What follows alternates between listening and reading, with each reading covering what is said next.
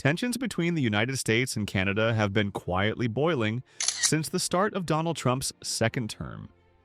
It began with steel and aluminum tariffs, escalated with threats of new restrictions, and peaked when Trump joked that Canada was basically the 51st state. It wasn't exactly neighborly. In Ottawa, the mood was grim. Businesses feared tariffs, and everyday Canadians were left wondering if America had simply stopped respecting its oldest friend. But recently, a twist. After a much-anticipated Oval Office meeting between Prime Minister Mark Carney and President Trump, something unexpected happened. The tone shifted. For once, Trump wasn't spoiling for a fight. The meeting was civil, even friendly. Could this mean the start of a thaw in relations? Not so fast. While Washington smiled for the cameras, Canada quietly changed course. The message from Ottawa was clear: the old relationship is gone. The future? Buy Canada, US comfort zone. Hello, global stage. But before Canadians could celebrate this new confidence, the US dropped another bombshell. At a Canada-US business conference in Toronto, Commerce Secretary Howard Lutnick told everyone watching that Canada should accept being second in the auto industry.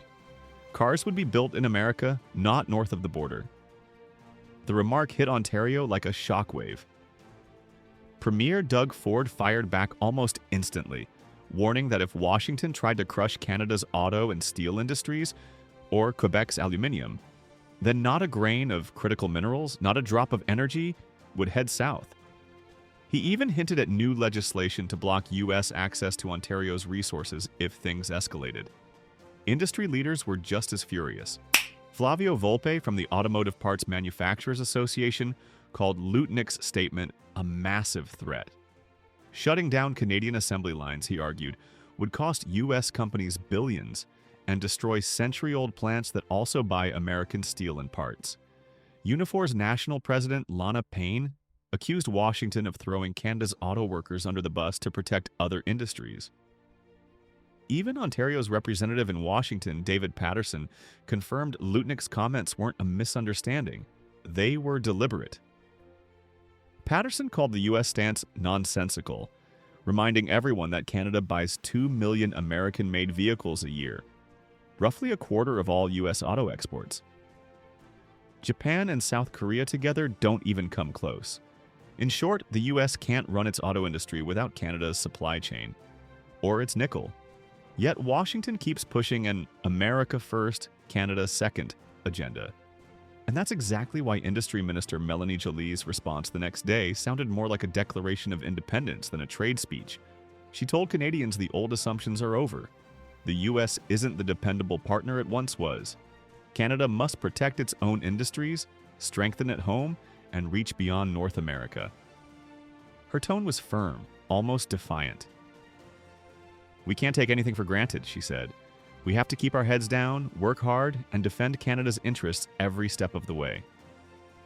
For decades, Canada assumed fairness would come naturally from its biggest ally, but that illusion has vanished. Joly outlined a bold new path. Stop waiting for Washington's approval and build strength through steel, aluminum, and energy, the very backbone of Canada's economy. Steel in Hamilton, aluminum in Quebec, energy in Alberta and British Columbia. All want symbols of U.S.-Canada cooperation, now the front lines of economic self-reliance. Ottawa, she revealed, is negotiating directly with Washington on a new steel, aluminum, and energy deal.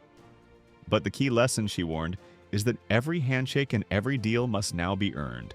Nothing is guaranteed. Still, Joly emphasized one thing: Canada won't retreat into bitterness. Being constructive, bringing ideas, getting into deal mode, that's how we move forward. It was diplomacy with a backbone, that firm but cooperative. Behind that approach is a strategy. By presenting itself as the calm, constructive partner, Canada hopes to win allies inside the U.S. Governors, senators, and business leaders who see value in partnership rather than rivalry. It's a survival tactic in an unpredictable relationship. Joly ended on a personal note, saying, "This shift isn't just government policy, it's a collective effort." Canadians, she said, are already embracing it. Many have started choosing Canadian-made first, a small act that strengthens the nation's hand at the negotiating table. Because in this new era of trade, Canada's message to Washington is simple. Friendship is earned, not assumed. And we're ready to stand on our own. Think about that for a second. While Ottawa's negotiating trade deals in Washington, the real strength might actually be building quietly back home, in grocery aisles and local shops. Every time someone picks a Canadian-made product, they're helping strengthen the country's bargaining power. And Canada's chambers of commerce? They're no longer just suits hosting luncheons. Jolie put it bluntly, your work as chamber leaders is about something much bigger. It's about economic sovereignty and resilience. Translation? Canada's trade story isn't written only in boardrooms or at the border. It's written in every community, every business, and every checkout counter across the country. Then came the biggest twist in her speech, defense. For years, critics said Canada spent too little and relied too heavily on American suppliers. But Jolie flipped that narrative on its head. The investments we're making in defense, she said, are creating jobs right here in every province and territory. She rattled off a list. Submarines, ships, drones, aircraft, artificial intelligence, and cutting-edge tech.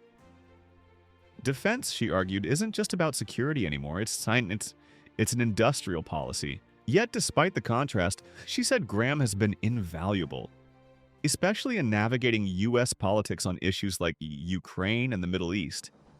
Her takeaway? Even in a divided Washington, relationships matter.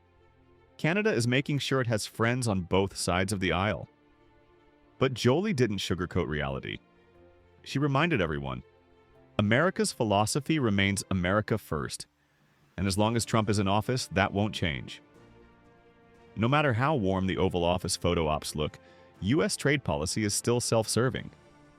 So Canada has two options: wait for Washington to change, or adapt now. Jolie's answer was firm.